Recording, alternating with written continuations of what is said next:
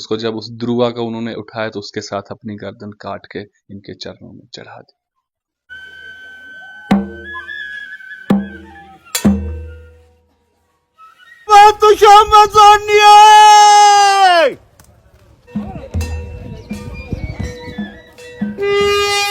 कि गर्दन कटने के बाद मेरा धड़ जहां तक चलता हुआ जाए,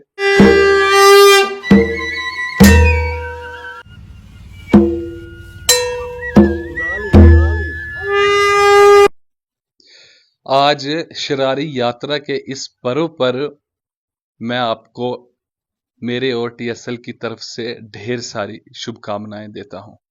दर्शकों, शरारी यात्रा भद्रवा घाटी में बड़ी धूमधाम से मनाई जाती है, जिसको स्थानीय लोग गागर मज्जे के नाम से भी जाना जाता है। आइए इस यात्रा के बारे में मैं आपको कुछ बताता हूँ। ये यात्रा जब इन मूर्तियों की स्थापना हुई उसी समय से ये यात्रा चलती आ रही। काफी लंबी कहानी है ये इस यात्रा की। इसी दिन भगवान वासुकी नाग जी के मंदिर की स्थापना हुई थी, और जब इन बड़ी बड़ी मूर्तियों को यहाँ पर स्थापित किया जा रहा था तो शाम को मूर्तियों को खड़ा कर देते थे, तो सुबह के लिए मूर्तियां फिर से टेढ़ी हो जाती थी। अगर सुबह करते थे तो शाम के लिए फिर से टेढ़ी हो जाती थी। तो उस समय में आकाशवाणी हुई, और आकाशवाणी में कहा गया, आकाशवाणी से जब आवाज आई तो आकाशवाणी में कहा कि यहाँ पर किसी विद्वान ब्राह्मण की बलि लगेगी, तब इन मूर्तियों की स्थापना होगी। तो राजा बड़े चिंतित हो गए कि किस ब्राह्मण की बलि दूं मैं, ब्रह्म हत्या भी पाप है। लेकिन उन्होंने कहा कि चलिए अब आकाशवाणी हुई है तो देखते हैं, इसके पीछे भी कोई ना कोई कारण अवश्य होगा। राजा ने अपने सिपाहियों को भेज दिया भद्रवा घाटी में एक विद्वान ब्राह्मण को ढूंढने के लिए। चलते चलते जब वो चनोद के गांव में पहुंचे तो वहां पर बोधराज दत्त जी, जिन्होंने इस मंदिर की स्थापना में अपना बलिदान दिया, वो वहां पर बैठकर तपस्या कर रहे थे। और तपस्या करते करते राजा के सिपाहियों ने सोचा कि क्यों ना ये यहाँ पर तपस्या कर रहा है तो इसकी गर्दन यहाँ से काट कर ले जाएं और वहां पर उसके मूर्तियां खड़ी हो जाएंगी। लेकिन भगवान की लीलाएं कौन जाने, अपरंपार हैं। जब उन्होंने तलवार उठाई उनका गर्दन काटने के लिए तो उनका हाथ वैसा का वैसा ही ऊपरी रह गया। जब वो अपनी भक्ति में लीन थे, जब वहां से वो उठे, उन्होंने देखा कि ये सिपाही इस प्रकार से क्यों खड़े। उन्होंने पूछा क्या बात है।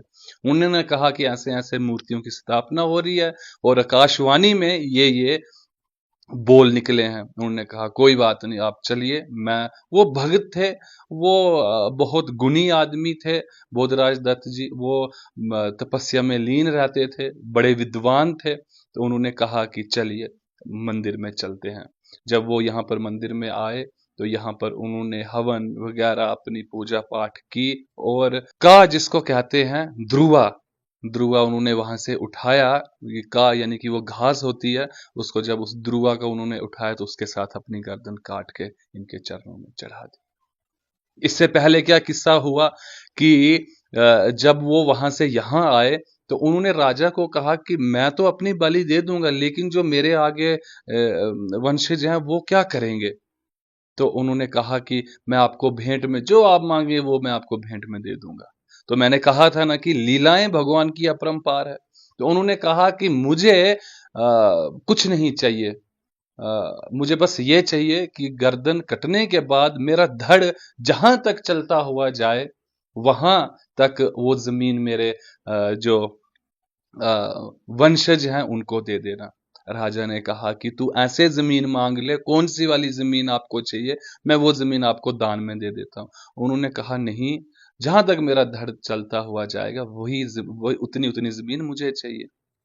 जब उन्होंने अपनी यहाँ पर, जैसे मैंने आपको सुनाया कि उन्होंने अपनी गर्दन जब यहाँ पर काटी तो जब वो धड़ यहाँ से चला तो चलता गया चलता गया चलता गया, यहाँ से शेरी बाजार से होते हुए वो नीचे बॉयज हाई सेकेंडरी स्कूल से होते हुए कॉलेज का वो सारा एरिया कवर करते करते पासरी में पहुंचा, जहां के आपने विजुअल्स देखे, जहां से वो मिट्टी लाई गई। जब वहां पर पहुंचे तो आप सभी लोग जानते हैं कि वासुकी नाग जी जब यहाँ पर आए थे तो भद्रकाली माता का राज यहाँ पर हुआ करता था। शक्ति माता को पूजने वाले लोग थे। तो राजा सीधे मां भगवती के मंदिर में पहुंचा, पासरी मंदिर, जिसके आपने विजुअल्स भी देखे और स्क्रीन पे भी आपको दिखाई दे रहे हैं। जब उस मंदिर में पहुंचे तो उन्होंने वहां पर माता की पास आराधना की कि मां भगवती बचा लो, सारी का सारा भद्रवा ले जाएगा, मैं राज किस पे करूंगा। तो माँ भगवती ने कहा कोई बात नहीं। तो वही बात फिर से आती कि भगवान की लीलाएं अपरंपार है। उन्होंने अपनी उनकी रचना के वो कैसी कैसी रचाते हैं, आदमी की समझ से परे होता है। तो उन्होंने माता के पास जब अरदास की तो माता 18 भुजा ने गाय का रूप धारण करके उस धड़ को वहीं पर गिरा दिया।